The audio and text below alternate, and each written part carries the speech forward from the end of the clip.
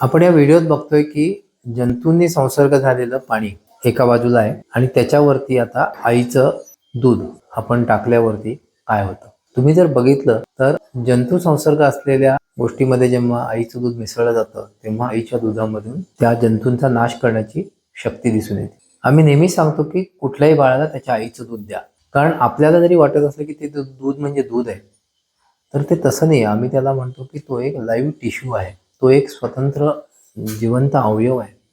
आईच्या दुधामधून प्रतिकारशक्तीसाठी असंख्य गोष्टी मिळतात. प्रतिकारशक्तीसाठी आईच्या दुधातून अँटीबॉडीज मिळतात.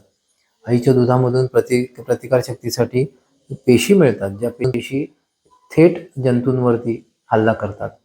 आईच्या दुधामध्ये असे असंख्य पदार्थ असतात ज्याला आम्ही प्रीबायोटिक म्हणतो, ज्याच्यामुळं चांगल्या जंतूंची वाढ होती आणि ते जंतू वाईट जंतूंशी दोन हात करू शकतात. त्यामुळं आईचं दूध हे फक्त दूध म्हणून त्याच्याकडे बघू नका. आईच्या दुधामध्ये प्रतिकारशक्ती वाढवणारे असंख्य असे घटक आहेत, ज्याच्यामुळं पहिले 6 महिने आपल्या बाळाचं कोणत्याही जंतू संसर्गापासून रक्षण व्हायला मदत होते. धन्यवाद.